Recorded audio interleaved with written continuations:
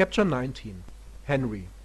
Now there is only the story of Henry, but he won't tell us his reasons to fight. We guess that his experience with the zombies were so horrible and scary or dramatic that he can't explain it. But in the moment he finally tells us his past, it was very surprising. The story haven't any kind of a lost or beloved. Henry was one of the first who joined the group to hunt zombie down. He was also one of the first who want to join the army or the police before the first zombies appear in Germany.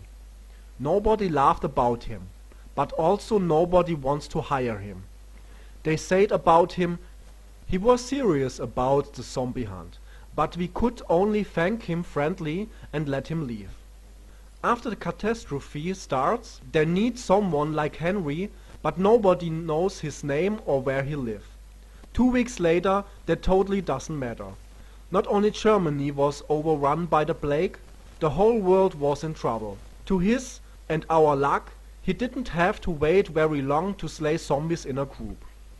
After a very short time, Sam and Fino asked the helpers to eliminate the plague. Before the first mission, Henry stand in front of the vampires and could hardly wait to kick zombie asses. He didn't say a word, but every time the vampires looked like to begin, Henry stand up and was ready to fight. At the first mission, the group contained only 2 vampires and 7 members. They get very fast an image of Henry. Everybody could see how massive he hates zombies. With his companions, he talks very less, but if the fights against the undead, he cursed them badly. "Take this, you shit fucking zombie!" And the walking stinker lost the arm, legs or the head. "Come on, I cut you in pieces, you damn fucking assholes!" That were the harmless sentence he used very often. I believe everyone know exactly in which direction the curses go.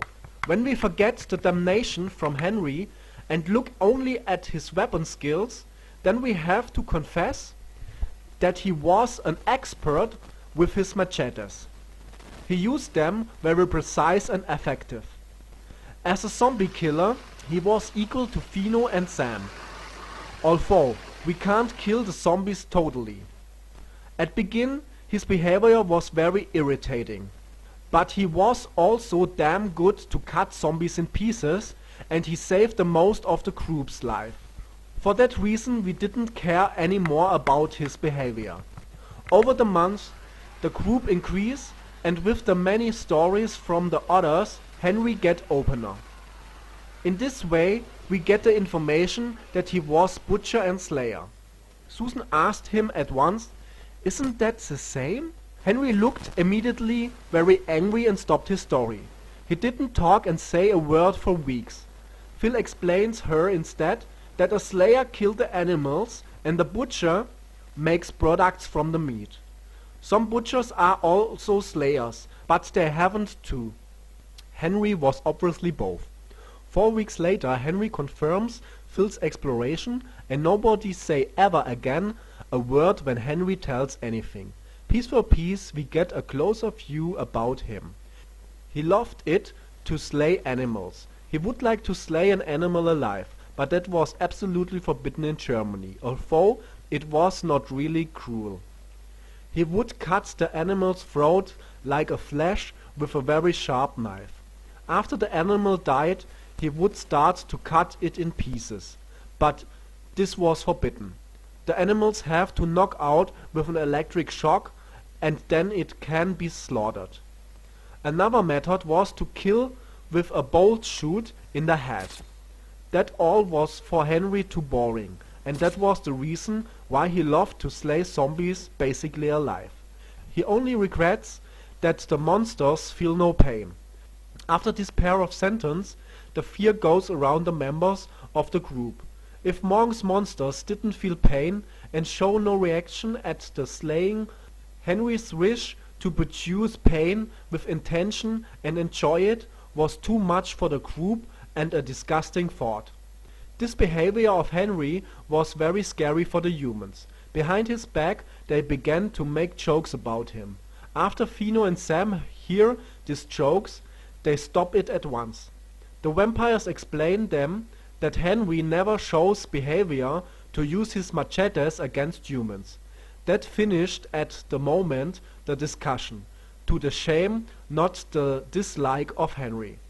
It seems that this didn't disturb Henry. If he can slay zombies, he was lucky.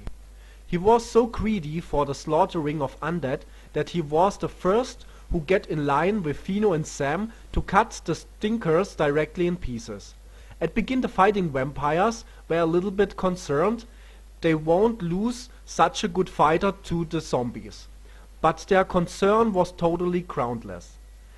Henry had no problems to make the corpse helpless without a danger. After a few time, there was only one question: why you are so good at zombie cutting?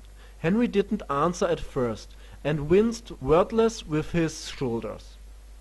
But after he was alone with Fino and Sam, he tells them that he learned all from the job of a butcher and slayer. Fino asked him about the linkage to his job. He answered, totally simple: the body of a pig is similar to a human.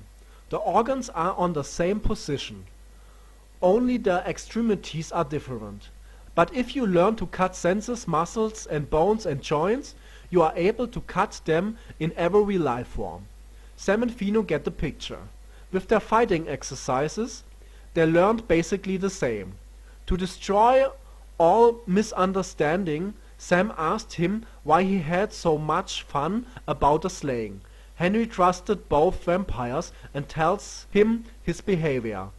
His hate and at the same time his pleasure comes from what they made with him. The undead forced him to be a zombie-killing monster, and nobody likes such a scary guy. That was the reason why he said as less as he can. That was the last secret of Henry, and they could do what they have to do: search, hunt and cut zombies in pieces. From day to day Germany gets rid of the plague. The many groups cleaned city for city, street after street, and at the end state for state. Basically, it was really difficult. Only the great amount of undead was at begin very scary. In the opposite to the movies and series, the zombies were close to the living. Morgan creates the spell in the kind that the zombies didn't walk aimless around. They searched for humans to eat them and to increase the spell. For that reason the groups of zombies walk only from city to city over the highways.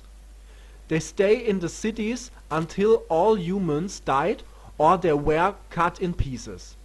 There were no zombies in forests, on fields or single in the middle of nowhere. At begin the zombie crusade was very chaotic, because everyone wanted to free at first his own town and home. That changed very fast after the old vampires ruled the groups. With their huge life experience and their giant knowledge of cleaning action, the process became fast, very organized and coordinated. The different group become systematic and exchange each other new and best methods. The cleaning units contained volunteers, policemen and soldiers, and worked together to free Germany from state to state and from borderline to borderline. So we get totally rid of the zombie invasion in a few months. Over walkie-talkies and satellite phones, the single groups coordinate their actions and could work together very precise. Also over walkie-talkies, satellite phones and sometimes a written note, the vampire oldest instructed and lead the groups. After all was done, someone were happy, others sad, and somebody was simply dead. The sad one joined groups who want to free other countries. The rest stay and rebuild Germany.